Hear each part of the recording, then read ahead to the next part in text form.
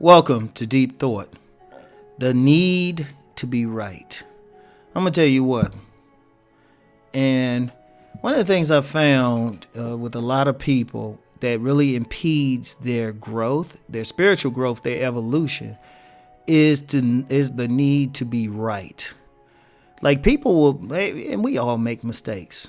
We all make mistakes. We make bad judgments. That's everybody. That's called being human. And that's how we grow.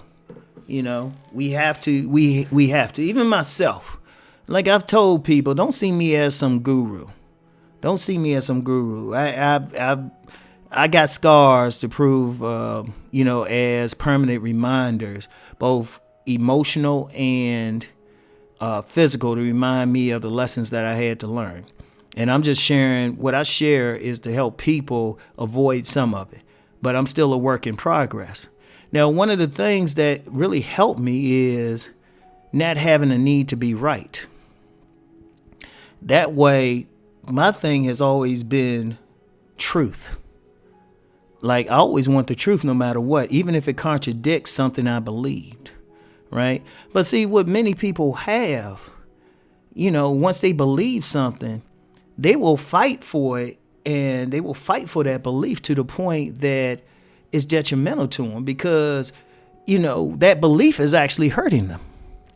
A lot of people are hurt by their beliefs. If you got a certain belief about how to make money and you're poor, you're struggling, or you have a certain belief about the opposite sex, or, however you express your sexuality, or how you get mates, or about potential mates, and it's hurting you, you got to get past it. You have to see the truth. But see, a lot of people, they don't want to see truth even when you present it. They will put their fingers in their ears and be like, la, la, la, la, la. Don't hear it or avoid it or try to find something. They'll try to find something to invalidate the truth that someone is bringing them, right? Because even to the point where they need to be right to the point that, and they are so invested in it that if you do hit them with truth, you can actually kill them. Or you can cause them distress.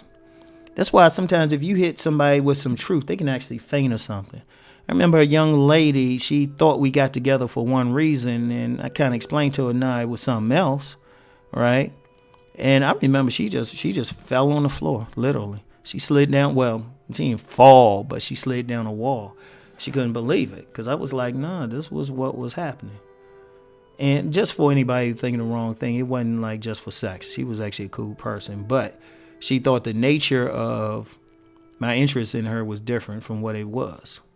And I mean, it wasn't a bad thing, but it was something different. And it hit her a certain way, right? But she was able to take it. But see, a lot of people, they'll fight that. They'll fight that now. I mean, people know me for relationships, and I'll say something. People will try to find something to justify their belief system. Like one thing now, whether it's relationships, politics, whatever, you see it on YouTube with some people who have the need to be right. They will find some obscure study that says whatever. And I actually question those studies because one thing I found with those studies, a lot of them have what could be called as confirmation bias, right? Basically, a person, they got an idea, they got some thesis that they want, and then they'll manipulate, subconsciously a lot of times manipulate the study or some way to prove their point. Because you'll see with a lot of studies, there's stuff out there that's just straight up contradictory. You get one study from a respected university, it says one thing, and then something else from someplace else says something else. And there's so many factors, right? But it all stems from the need to be right. Because the need to be right is, as I explained, and I've talked about belief systems, and every single person has a false belief system. They have a false belief, right? Like a common one is the false belief that you have to control someone to be in a happy relationship with them. And, men, this is very common. Men do it differently than women, but it's still the same dynamic. When the truth, and they will find people, they will draw to themselves situations, people who will confirm that belief. But if you present to them, it was like, no, you don't have to control somebody to be in it, in this relationship or to get something. It's like, boom. They'll argue with them. They'll fight with them, don't want to deal with them. And you're just like, wow, can't believe you're going to fight for this. But see, their whole being is invested in it. Because understand something. Understand it's deeper than just having a belief system. It's deeper. One of the things is, if you really look at anyone's belief system, their whole life is centered around it, right? Like a belief system. Okay, like a belief system in somebody who has a subconscious desire to always win, always be the best, right? Their whole life, their very existence is going to center around that, everything they do. And when I say everything they do, they want to be the best looking. So as a part of that, they going to do whatever to keep their looks up. They'll probably have a gym membership. They'll have a gym membership. If they're a woman, make sure their hair is on point. Man, make sure, those haircuts on point. Always look good. And this is an actual personality type.